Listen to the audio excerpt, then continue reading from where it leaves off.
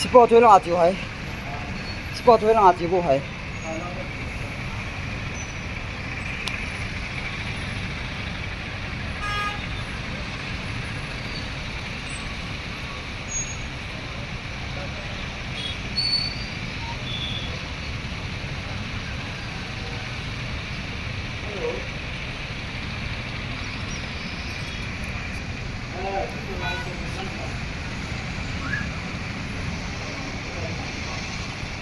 Thì dọn nó không được rồi.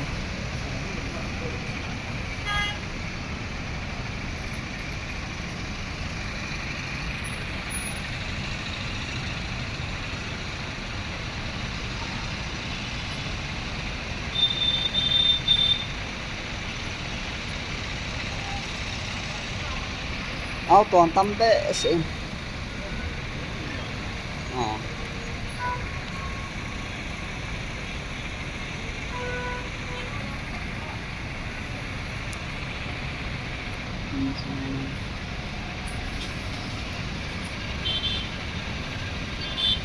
Học vòng thay